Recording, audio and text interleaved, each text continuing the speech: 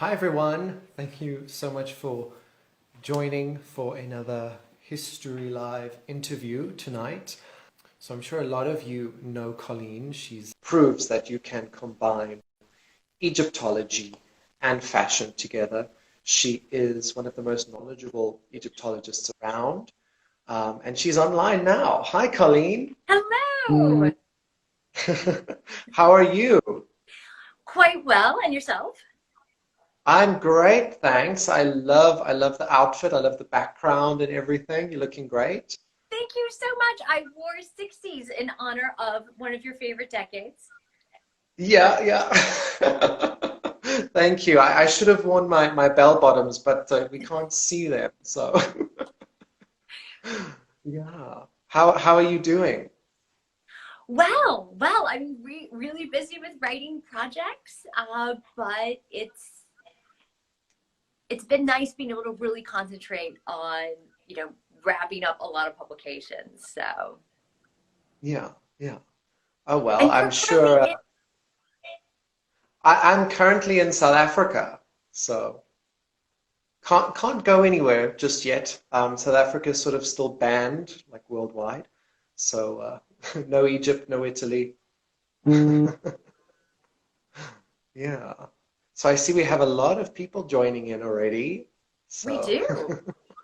we do. Yeah, yeah. So Instagram hello, usually everyone. Instagram usually goes like totally crazy when you do a live. It's like you can't keep up.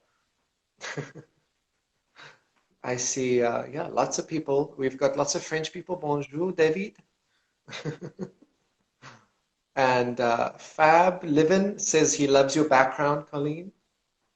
Thank you. It's a printed textile from the 1860s. Yes, I think I saw a video of you and John talking about it on YouTube. Yes, our Egyptomania house tour. We did a little bit of a stop in front of it. Yeah, yeah, it was very interesting, very interesting. I love the YouTube videos. So, that's also something I'd like to speak to you about tonight. So, I think yeah, let's should we get started? That would be great. So, Colleen, we all feel that we know you so well because you've appeared in so many documentaries and we know your name, we know the images, but, I felt like we should maybe get to know you a little better, if that would be okay. I would love that. So, Colleen, I would love to know, where did the fascination with history come from? When did this start? So for me, I've always loved history, and obviously Egypt always had a particular fascination for me. And what I think is so interesting about this fascination with how someone first gets into a field, like fascination with history from the time you're a child. To me, what's almost more interesting is what keeps you fascinated with it. Yes. Because it's one thing to love Egypt as a kid and be interested in mummies, which I never was. It was more hieroglyphs.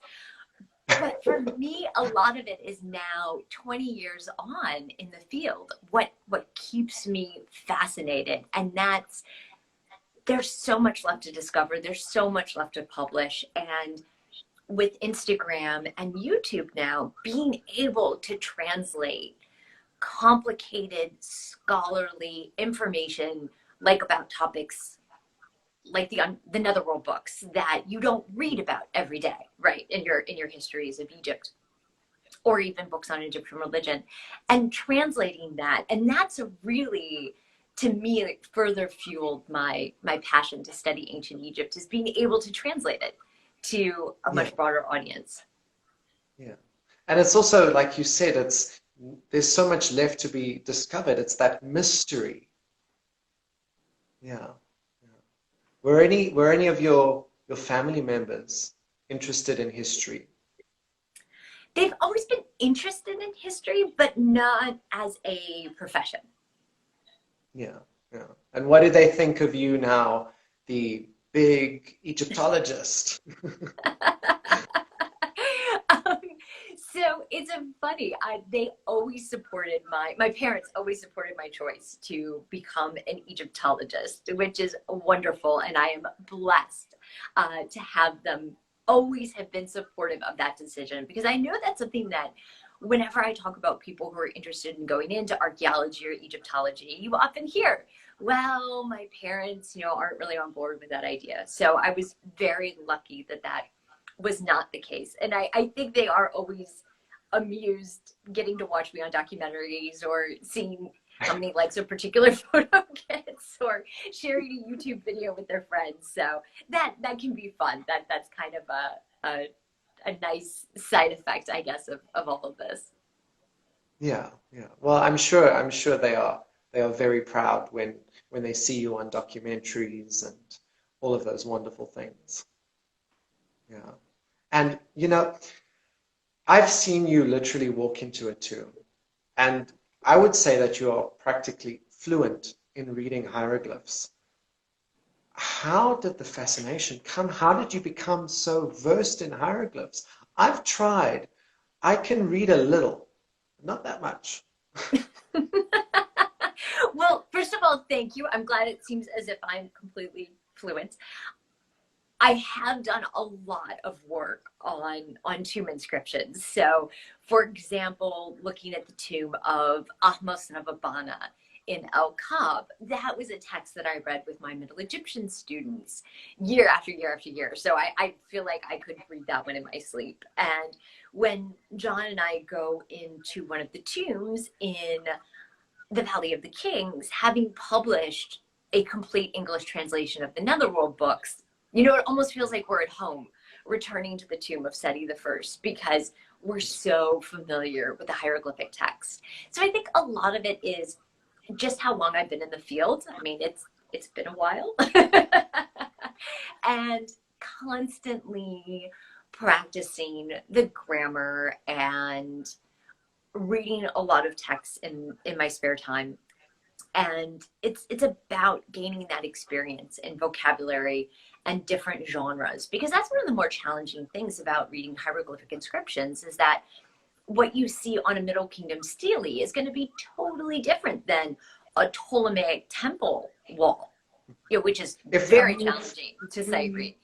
if we relate that to English, even reading English from 500 years ago, there's a huge difference. So I understand what you mean there. Yeah. Oh, absolutely. I mean, you have to take into account, for example, the pyramid texts are much more challenging in terms of grammar, and because the writings are often very clipped, it's a very different equation from classic Middle Egyptian. But it was really fun. I decided in January to start a new business, which is teaching hieroglyphs on Zoom. So how Yeah. to read hieroglyphs. And I have now taught 4 sections of Unit 1, and it's been so much fun. And going from, just people interested in hieroglyphs but not knowing how they work, and going through uniliteral, multiliteral signs, phonetic complements, determinatives, and then at the end of 5 hours, just 5 hours, students are reading offering formula and deciphering royal names, and that's been so much fun. It must be very fulfilling to hand that on. Yeah. I see some of the people were asking in the chat section here, they were saying, where can they find that? So on your Instagram, they can find it at How to Read Hieroglyphs. Is that Yes. correct? So I've been advertising the classes there, and I'm doing it kind of old school, which is DM me an email, and then I'll put you on the email list, and then I send out emails when the next sections open up. And that will probably be the middle of May when I offer the next cycle. But I am doing a special webinar next week, March 1st, 3rd, and 6th. It's going to be the same lecture repeated 3 times. It's an hour long, and it's called How Hieroglyphs Changed the World. And instructions for how to sign up for that are in 2 Instagram posts ago here on Vintage Egyptologist. Mhm. Yes, yes. I think I'm attending the one on the Saturday. I just Oh, need to fabulous. pick up on all that. So yeah, very much looking forward to it. But you've been to Egypt so many times. What was the first ancient site that you visited? I think that would have been spring break. My senior year of high school was the first time I went to Egypt. It was a graduation present. And that would have been actually the Giza pyramids, would have been the first site that I saw. And that just blew me away. I mean, what more impressive monument than the Giza pyramids? Yeah, yeah. I mean, they are just so huge. I mean, I prefer Yeah, the desert setting of Saqqara in terms of the yeah, vistas, but still, I mean, there has to be a special place in your heart for the pyramid of Khufu and the boat, the wooden boat, the Khufu Boat yeah, Museum. It's just, I yeah, absolutely love how that has been presented. yeah, yeah. You know, I was not, this is going to sound really bad. I was not that interested in seeing the Khufu boat. So I'd been twice before, and my mom was with me, and she said she wants to go see the Khufu boat. I'm like, eh. So the third time I went with some friends who were doing a tour, and we went to the Khufu boat, and I was like, oh my goodness, I've changed my mind. This is the most amazing thing. So I I mean, just to think understand. about the survival and the way they put all the joints. I mean, I don't know. My mind is always blown whenever I go there. So Yeah, yeah. And as you mentioned with Saqqara, Saqqara, I think when you visit it, you feel the ancientness. Yeah, yeah. But you know, we spoke about hieroglyphs. I'm pretty sure hieroglyphs are your main attraction to Egypt. But what what other areas in Egyptology would you say that you are most attracted to? I think for me, religion and the theology Yeah, is an endless source of fascination because I feel like in history, and we can blame, the Romans to a certain extent for this, at least certain Roman writers, dismissing ancient Egyptian religion and the animal headed deities. And I think there still is this residual sense in the modern world not understanding the complexities of Egyptian religion. So that's one of my favorite aspects to study is just how deeply they thought about the events of the solar cycle and what the sun god does in the netherworld, and that their religious beliefs is also their philosophy. It's also their moral system. So I feel like studying those compositions, looking at ancient Egyptian religion in the context of ancient Egyptian civilization as a whole can teach us so much. And beyond that, I love New Kingdom history and military texts. That was actually my first book was a publication of an inscription of Merneptah at Karnak, which is a big battle against the Libyans. So I do love military history as well. yeah, yeah. But you know, the religion, as you said, it is such a big part of Egyptology. I mean, it is so interesting when you hear the stories of the gods and the things like that. I mean, yeah, so I totally relate on that. Yeah. But Colleen, you're not only an Egyptologist, you are also a model. Which is funny. I would not have thought of myself that way at all a few years ago. And in some ways, learning how to model and pose naturally, I think is more challenging than memorizing unilateral hieroglyphs. Really? Yes, it took me a very long time to be able to pose naturally, particularly hands. It's very hard to know what to do with your hands sometimes when you're modeling. Yeah. Don't know where to put them always, you know. And sometimes you feel like you have too many arms or too many legs. So, And there's But always you're tensing. So it's like, don't relax. yeah, yeah. I work as a photographer a lot of the time as well, and when I'm posing the models, I'm like, okay, put your arm here, do this, do that, and I'm telling them how to pose. And they're like, but this feels stupid. I'm like, but it looks great. You nailed it. That is so true. And I think that's really hard if you don't have that experience to get over the level of discomfort sometimes. But you're right. The more uncomfortable it feels, chances are the better it's going to look in 2 dimensions. Yeah, exactly, exactly. And your Instagram at Vintage Egyptologist is filled with such beautiful pictures of yourself doing a lot of shoots and a lot of different styles and things. What goes into the conceptualization of doing these shoots? So a lot of it depends on which photographer I happen to be working with. And I have been blessed to collaborate with so many amazing, talented photographers in Egypt. And there is a dedicated photography studio, Photopia, that not only does studio work, but also workshops. John and I gave a lecture there about the history of photography in Egyptology. So it's this amazing place in Cairo. And through Photopia and some of the other photographers, Menatola Hossam, Khalifa, who's also a videographer, it's just I amazing speak to him to a be able lot, Khalifa. Yeah. to.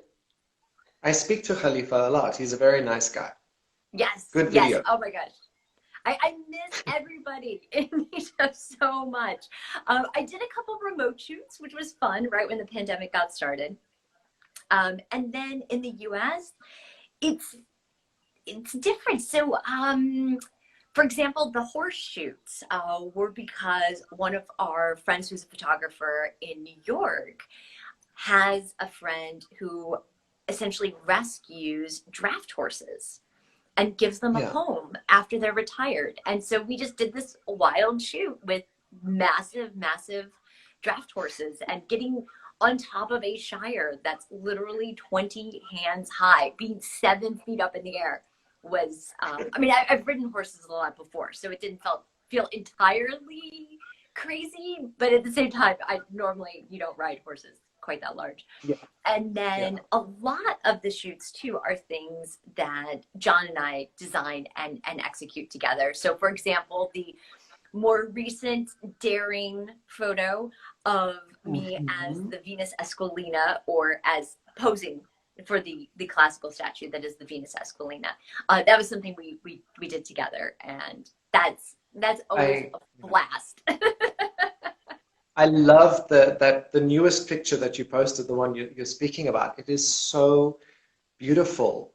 It reminded me of, those old the vintage palm olive soap ads.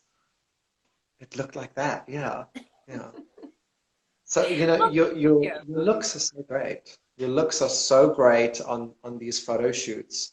Um, and some people might find them a little bit daring, a little bit risque, but from someone like myself, I've worked on burlesque documentaries. I love burlesque style and things like that. What is your most daring look, do you think? Probably that one. I think, yeah, probably. But for me, and this is what I love about having Instagram as a medium and the incredibly positive reaction I've gotten, and thank you so much for your lovely compliments as well, is that everyone recognizes it as art. And that's absolutely true as well with burlesque dancing and being able to reclaim this idea of the body as art on Yeah, Instagram, I think is just really important. And it's a fun way to illuminate aspects of art history in a way that's also very appealing on the medium of social media, where it's all about bringing people in with the photos.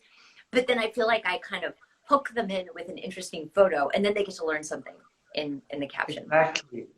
Exactly. It's not just about look, it's read something interesting. Yeah. And But, John and I love collaborating on the captions, like the one in the snow that we did today. I mean, that was awesome. Like, John just came up with these incredible connections with an Algernon Blackwood story and a quote from a Gnostic text. Yeah. I love the stories below, and sometimes they connect to Egyptology, sometimes they connect to ancient Rome. It's so great what you're doing. But with burlesque, with burlesque, have you ever done a burlesque performance? I think you'd be great. Well, thank you. It's actually kind of funny. This is an ongoing joke. I can pose and keep a serious face, but I can't move without laughing. Although I know some incredible burlesque dancers in New York City, some of whom give lessons. So I think I have to do some formal training if I were to embark on even attempting to do that, because I end up laughing at myself because I just feel, that I must be moving in an odd way. Well, you go get those lessons, and then we'll go together to Vienna, and we'll go to the festival, and we'll do a whole documentary thing. I won't perform. But with some of these very daring looks, a lot of people are like, ooh, but that's a bit too much. But I don't think so. I think it's very art-like. Certain areas are covered. Things are very tasteful. But with regard to Egyptology, I know that the ancient Egyptians, if they saw someone posing with just a cloth, I don't think that would have shocked them. I think you're totally right. And that's what I think is also really interesting, thinking about vintage and fashion and history, is how much those mores, what is deemed acceptable, changes. And what I love to think about ancient Egypt is not only how accepting they were of the human form and how much they were willing to not feel like they had to have clothes on, right? Yeah, they're not prudish. They're not prudish, exactly. Thank you. My vocabulary failed me at the moment. They're not prudish, and I think some of that too reflects the position of women in society. I mean, I say this a lot. I think I've said this on several documentaries and in Instagram posts and probably on YouTube as well, is that the ancient Egyptians didn't have a term for virgin, and they didn't have this idea that they needed to control women's sexuality. So obviously they expected monogamy after marriage, but I just think it's so interesting to think about what was deemed acceptable or proper at different points in time, and how we tend to think that what we all agree on, or not necessarily in today's world, is not what it would have been in the past in totally different places. So to me, that's really fun to think about how much that has changed over time. Yeah. I mean, if we look at examples from Nefertari's tomb, sometimes her linen is so fine, you see the entire body underneath. Yeah. So I totally agree with you on that. There's a big misconception, I think, on the ancient Egyptian side. And you just have to look at an art book and you can see it. Yeah. But Colleen, you helped out. Again, I want to say thank you. You helped out with the face mask charity I did for Heart to Heart with Redbubble, where for every mask sold, another one was donated to Heart to Heart, which went exceptionally well. We've sold almost 1,000 masks, which means another 1,000 have been donated. So thank you for the help on that one. Oh, you're welcome. And I have to say, it was an honor to be included, and bravo for taking that on and promoting it so much, and to appear with, Zaki Hawass on your page as a fellow promoter. I mean, that was so great. I mean, really, thank you for letting me be a part of that. Oh, well, I couldn't have thought of someone more iconic for that sort of idea than yourself. So thank you. But how has the lockdown affected you and John being able to travel to Egypt? Well, unfortunately, well, we were last there January of 2020, and it's been a challenge not being able to return because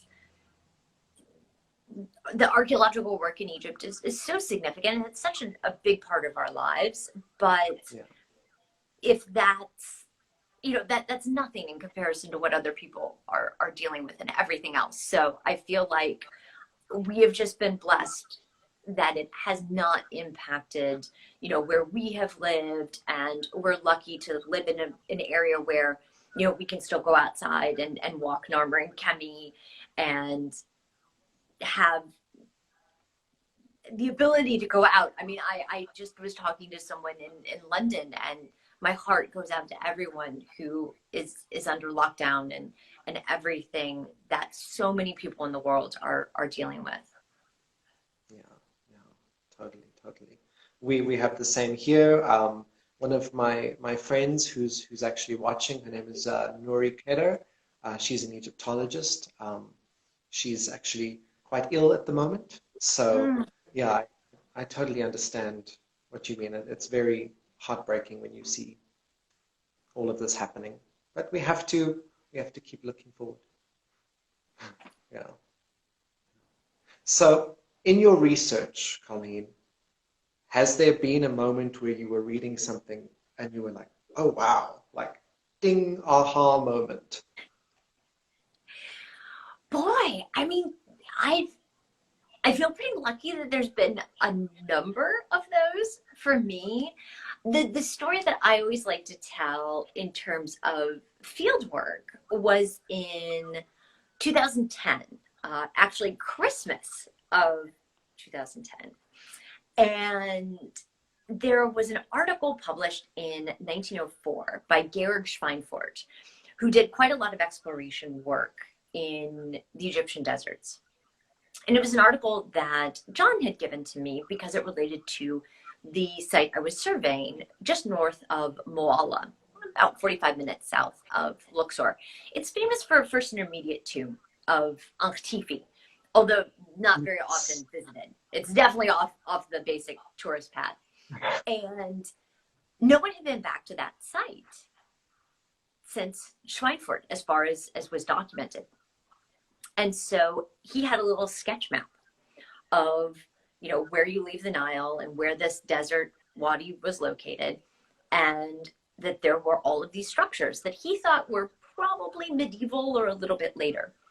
And so I went out and followed the sketch map, and sure enough, there were over 100 structures. And it Wow. turns out that they were late Roman, dating between 400 and 600 CE. It's actually remarkably easy to date based on the pottery. Late Roman pottery is very, very distinctive. And that was so cool. It was like my Indiana Jones moment of X marks the spot. So I always like to tell that story that the vast majority of times, not true. But in that particular instance with the sketch map, it was almost like a movie set. Yeah. Yeah. Oh, that's amazing. Do you find that there's a lot of sites in Egypt that are sort of documented, but they haven't been fully explored? I find that there's places I'm like, I need to get there. Yes, I think that that's absolutely true. And there are so many places that were excavated in the late 1800s, early 1900s, and then have not seen more recent archaeological work. And I mean, just think about how the field has transformed in 100 years.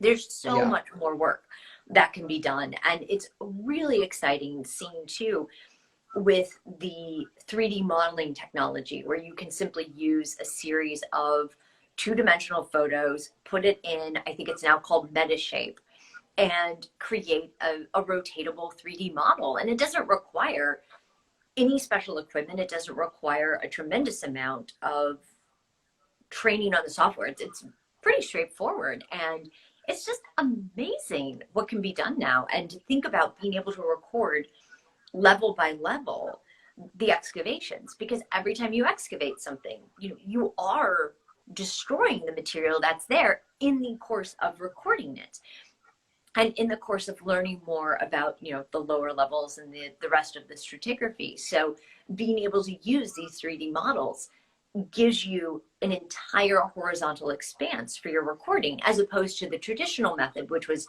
to draw various informative sections. And obviously you always have photos, but that 3D model, it's just unbelievable. It allows you sort of you can get really up close with the 3D models that you can't get in real life, I think.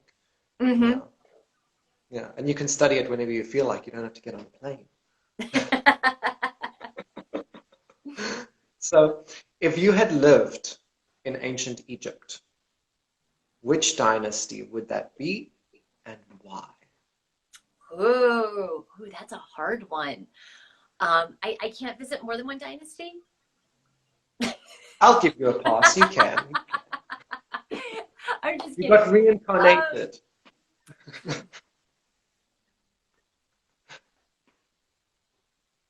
18th. I'm gonna go with the 18th dynasty. I'm gonna say reign of Amenhotep III. Why? Why would you want to see what he Because did? so many of the major, like really incredible monuments were already there. And just to be able to see what it looked like fully painted. I mean, obviously going forward in like the hypostyle hall totally finished would be nice. I'd pop into the 19th dynasty after that. But I don't know, there's something about palace life at that time, and seeing, for example, a temple like Soleb in Nubia, and what that would have been like. Just one example. Yeah. And like you mentioned with the palaces, we don't really have real examples of what the palaces look like. We know what temples look like. The palaces, we don't have great examples of that. So to go back and see what a palace looked like, I think would be fun. Mm-hmm. Yeah. Yeah. So what dynasty would you visit? I'm going to turn the tables for a second. So I think everybody who's online would know my answer. It would be 19th dynasty, reign of Ramses II, while Nefertari is alive. Make that clear. Okay. I had a feeling that's what you were going to go for, but Yeah, it has to be while she was alive because he ruled for forever, so it has to be that time. Yeah, yeah. Do you like the Christian Jacques novels? Christian Jacques' novels, I haven't read them.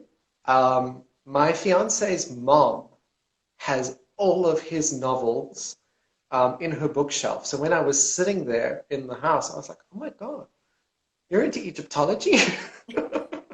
And she's read them and she loves them. So they're in Italian. So when I move there, I'll read them and that'll help me to learn Italian. Yeah. He does some really interesting things with the characters of Nefertari and Ramses II. I think they're fun. Yeah, yeah. I do know he has another book called La Reine Soleil, the Princess of the Sun, which there's a movie of. You can watch that online. It was very interesting, but it was very fictitious. It was a whole story about Tut and Ankhesenamun, and they were not related, and Nefertiti had been banished to Elephantine, and she was blind. It was a whole story by Christian Jacques. So, wow, yeah, that's so odd. You should read it. It's so interesting. All the characters are there. Horemheb, Akhenaten. But it's like a totally out there story. I will have to check that out. Yeah, check it out. Check it out. It took some digging to find it, but it is on YouTube. You can watch it with English subtitles. Okay, okay.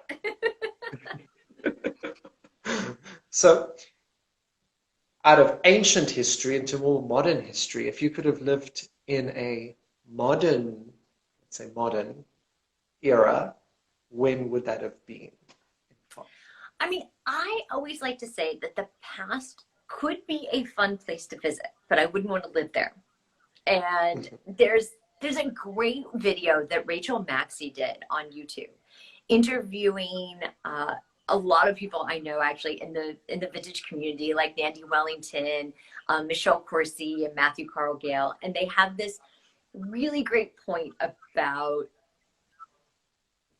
dressing in vintage or enjoying history and not meaning that you want to live in the past. So Yeah. that's I think that visiting, yes, all for visiting, and that would be hard. Like you would want to visit so much. You know, of course, meeting F. Scott Fitzgerald, that'd be fun. Yeah. That would be a lot of fun, I'm sure. I'm sure. And going to Yes. all the flapper parties. Yeah. Because I know flappers are like your thing. Yes. So when you're writing your academic papers and just writing books and things in general, how do you deal with writer's block? Do you get writer's block? I think everyone does to a certain extent. It's hard. I think it's almost harder to avoid distraction than worrying about writer's block. But for me, whenever I feel less inspired to write, I like to pick up a really wonderful history book, like Barbara Tuchman's work, even on World War One. You know, something that's just totally different in time and topic from what I'm working on, and read that. And that to me is inspiring, thinking about how someone else approaches a totally different time in history. Because I think what can be hard about writing an academic paper on ancient Egypt is that there are so many unknowns, and there's a lot of information that we would love to have, right? That we don't.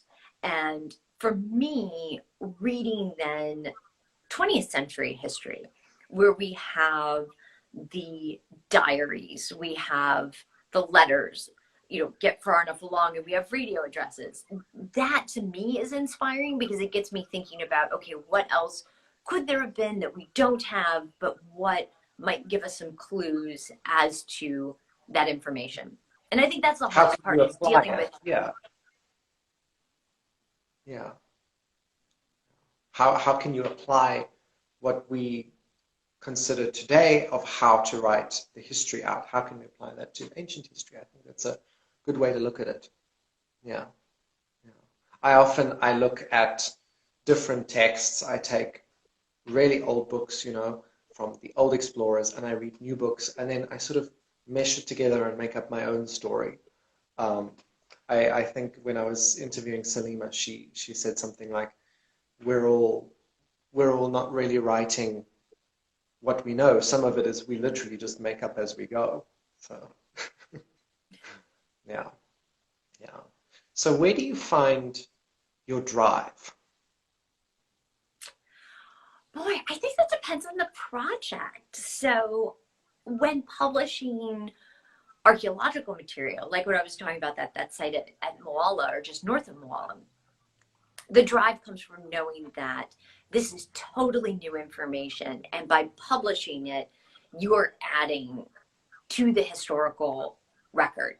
So the drive for that, because a lot of times in an archaeological report, tracking down pottery parallels, it can be tedious, but it's also so rewarding. So that's where my drive comes from for that set of things. And then also with articles, again, it's, even if a text is known, it's already been published, if I have something new to say about it, you want to bring that out into the world. And you always have that drive to find one more reference to add to your footnote, or one more parallel for a particular text, or one more thing that might relate. So what can be hard is stopping and being like, okay, I'm sure there might be one or two more things to cite, but it's due. Yeah, So yeah. that can be tough. And then I've also been very lucky the past couple of years writing for Ancient History magazine, and that's been a lot of fun because those are 3,000 words, and they're on fairly broad topics, but then also because it's dedicated to ancient history, you can assume that the readership is very invested in the topic and has a lot of interest in antiquity in general. So I wrote an article on how not to be a failed pharaoh. That included a lot about Hatshepsut as king, which was a lot of fun. And then some on ancient Egyptian literature, including, since we were talking about historical fiction a moment ago, that the ancient Egyptians themselves wrote historical fiction. Mm-hmm. Mm-hmm. So that was fun. Yeah, and I we have inspired a book about that. I'm sorry? yeah, we have I think the name is totally slipped my mind now. Tale of Sinuhe is a very good example of some ancient fictional literature. Am I correct? Yeah. Yes, Sinuhe is one of the classics of the Middle Kingdom. But it's interesting that during the reign of Ramses II, there were scribes composing texts that were set in the 17th dynasty. So they actually looked back. Or there's a really great text that compares Ramses II to Thutmose III. And I love to think about that, right? King Ramses opening up these papyrus scrolls, which it actually mentions in Luxor Temple. John has an article about this, about Ramses II as scholar, where he talks about doing research in a library to figure I out. need to read that. I'll send it to you. Please. Because it's published. So yeah, I'll ask John to send me the PDF, and I'll get it to you. And it actually talks about him opening the papyrus scrolls. And what's really cool is that part of the inscription is in cryptography. So not regular hieroglyphs, but actually cryptographic hieroglyphs, which was an added layer of, you had to know that much more to be able to read a cryptographic inscription. And so I think again, Ramses gets a bad rap, right? Because he has so many monuments. He has so many sons and daughters and wives, and every now and then he carved his name over other people, but not as much as some other pharaohs. But this is a text that he's not the only one. Huh? He's not the only one. Yeah. Exactly. And he's not the worst offender in that. But it's just phenomenal to think about him as a young man, because it's dated pretty early in his reign, this text, going into a temple library and personally doing research. And I think we tend to think about pharaohs as these, autocratic leaders just doing what they want to do. But here is Ramses the Great justifying his building decisions based on research. And that to me is an important story to tell. Yeah. And I think someone mentioned posting the article. I don't know if it's on John's academia.edu site, because sometimes when it's a newly published article, publishers will put a block for 5 years. So I don't know. I don't know if it can be public. I'll have to check with them. We'll check on that. Yeah. That is so interesting, because obviously the 19th dynasty is something that I am very passionate about. It's something I really study, because I think we all think we know it, but there's so much you can actually learn from the 19th dynasty, because they wrote so much. Yes. Yeah. So definitely Ramses as a scribe, well, not a scribe, as a scholar, I wanna read up on that. But you also do lectures, Colleen, at several different universities. You graduated from Yale. What is one of the strangest questions that you've been asked in a lecture? Boy.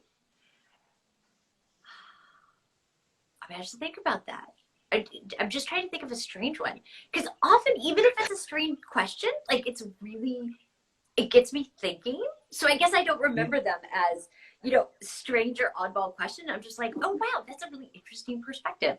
It might not be correct, but it gets at something. I'm trying to think.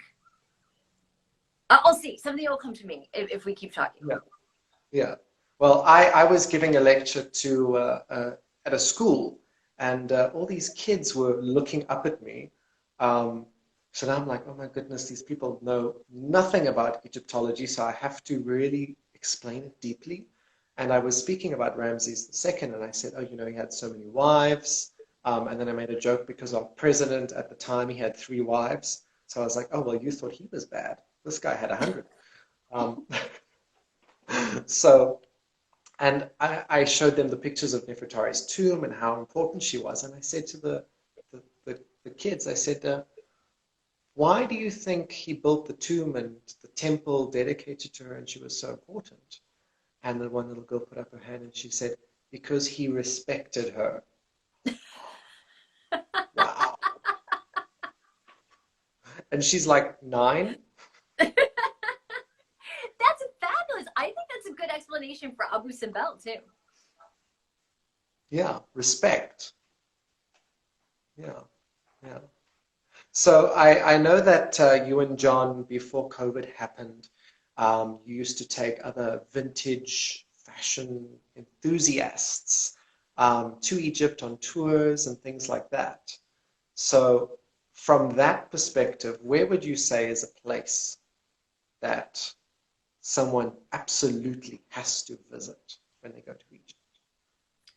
Well, I'm going to say something that you'll really like, which is Tomb of Nefertari. I mean, come on, for $50 extra, you've gone all the way to Egypt. Don't miss the Tomb of Nefertari. And then as an accompaniment in the Valley of the Kings, the Tomb of Seti I. So, yeah, tomb-wise, Nefertari, Seti I. And then I think a lot of tourist itineraries include Medinet Habu, but that to me is just such a magical place. Yeah. It's so complete. You see the color and yeah.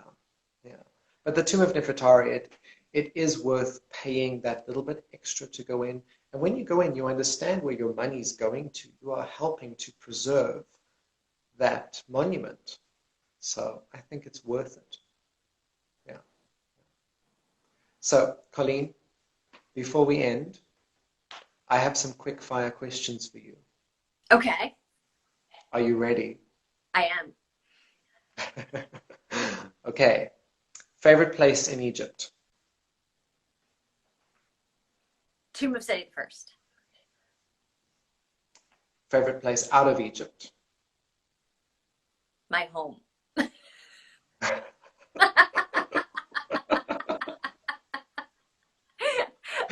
Our house is just the best. Your house is like built 300 years ago, am I correct? Close. It's 1844. Okay. 200. Favorite artifact? Man, this is harder than I thought it was going to be. Favorite artifact. Ooh. I'll be racy. A certain papyrus in Turin. Ooh, I know. I went to Turin and I couldn't find it. Really? I mean, they've recently reinstalled a lot, I think, and they have done an incredible job digitizing their papyri. So you can see it online, even if you missed it in person. I will check it out. It's an interesting piece. I'm sure a lot of people know what we're talking about. The Burlesque papyrus. That we should rename it. Favorite glyph? The chariot hieroglyph. Interesting. Favorite pharaoh? Hotep II. Oh, I haven't heard that one because as an answer before. he's so important, but not as many people know about him. Mhm. Definitely, definitely. Favorite queen? Nefertiti. Nefertiti. Yeah. Um, what is the most spectacular piece of clothing that you own?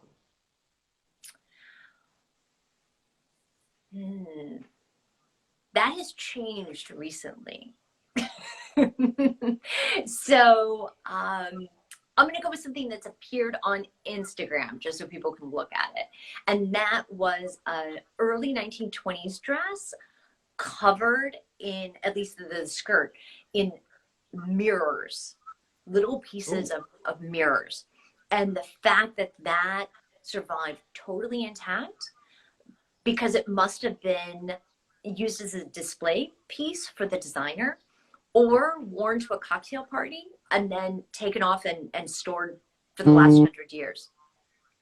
Uh, you can't actually sit down in the dress because you break the yeah, mirrors. yeah, that's it. So to me, that just is like mind-boggling that that survived. And when you see something that has been preserved so perfectly, and then knowing that you can be really careful with it, do some photo shoots, kind of bring the garment back to life, but then very carefully store it in its acid-free tissue paper.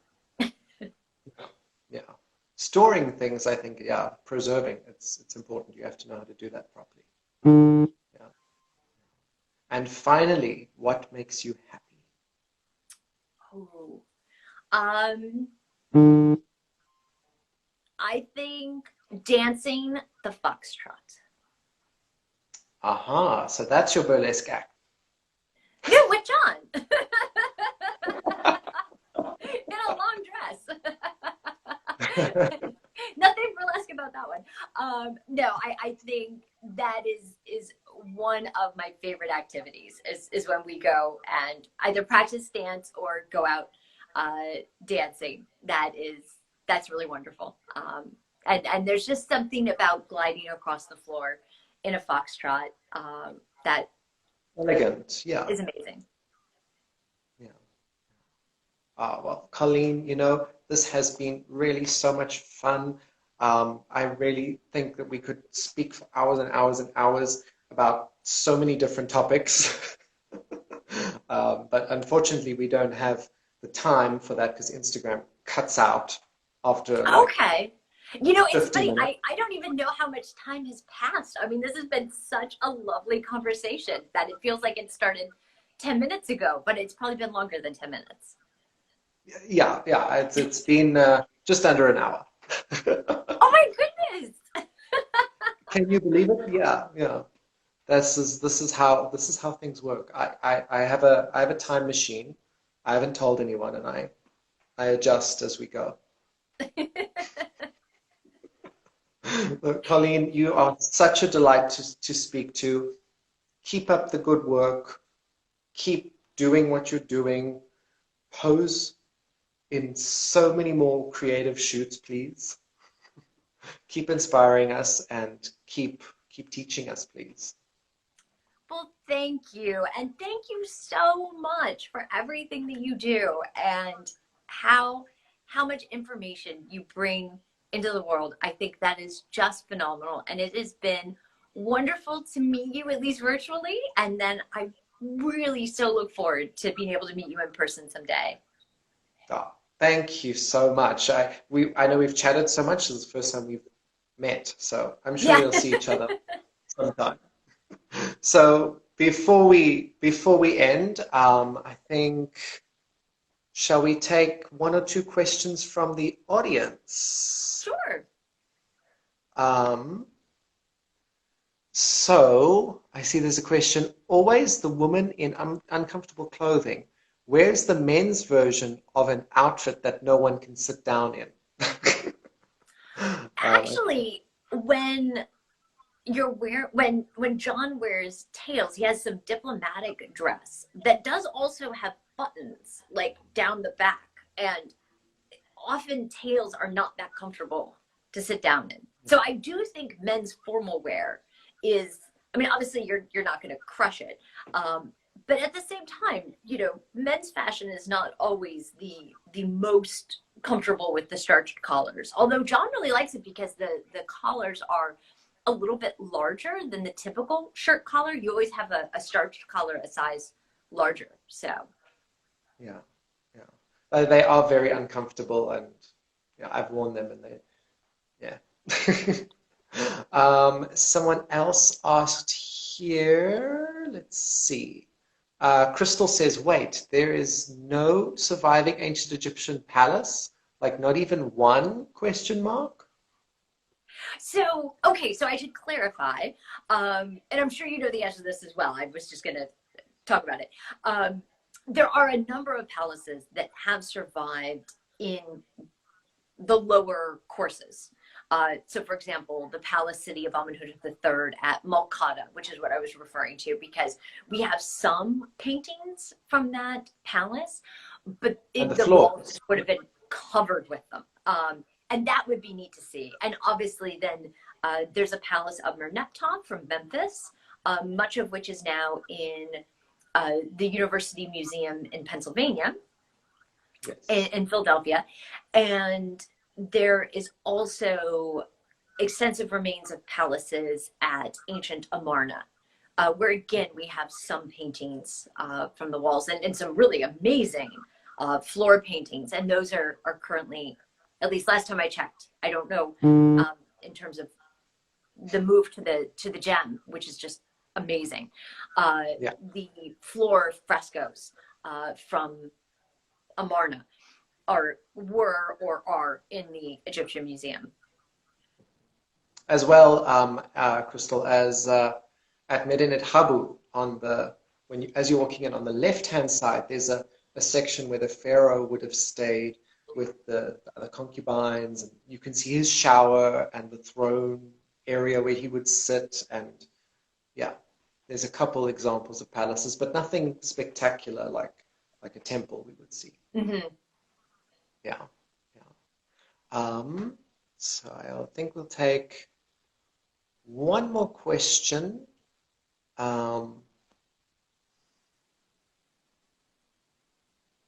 Okay, so let's see.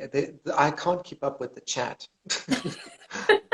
I'm not even gonna try because I have a feeling if I try, I'm gonna accidentally click the wrong button. So I see here, we'll take this as the last one. Maria, did Egyptians prefer dogs or cats? I think dogs.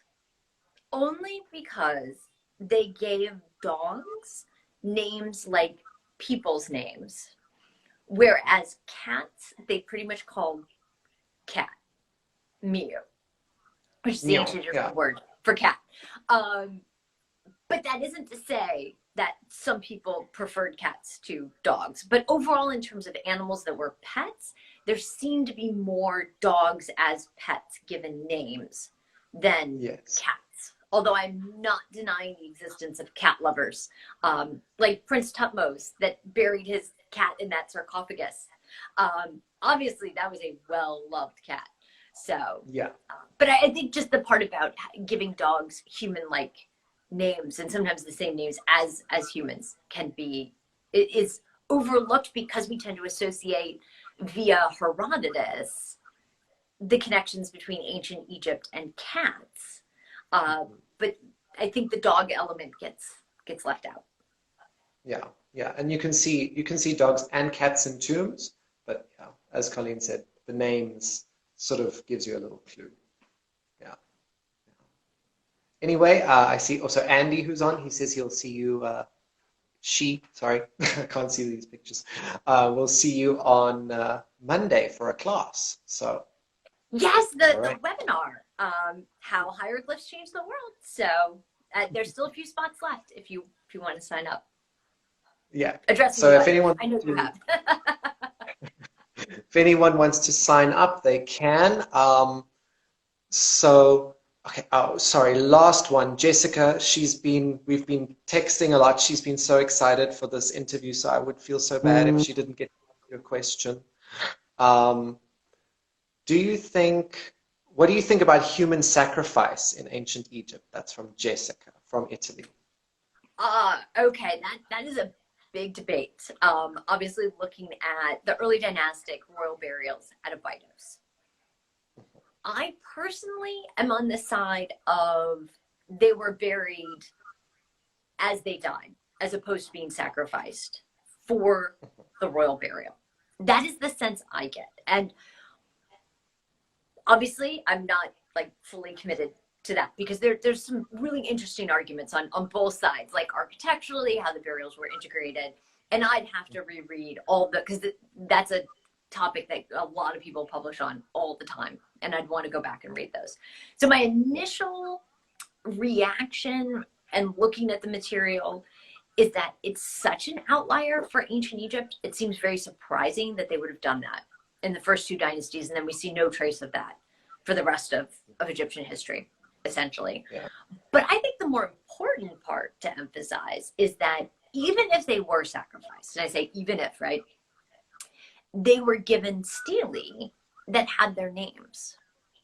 So the pharaoh, they were given a status, for those. So they were still provided with a means for being remembered in the afterlife. And that was true both of courtiers, some of whom were women, as well as a few dogs that had their own little stele with their names and the picture of the dog. So to me, the fact that they were expected to have, a good afterlife, but I'm not fully persuaded by the human sacrifice arguments. Great. Thank you so much, Colleen. We're going to have to leave it there. Instagram's going to cut us off any second. So this has been so much fun getting to know you, Colleen. I appreciate your time so much. Please say hi to John from me, and we will chat soon. I hope so. Before we end, I want to try and do a high five. So if you lift your hand up, and I lift my hand down, and we will do a high five. Great. Thank you so much, Colleen. You have a great day. Thank you. Thanks, everyone, for watching.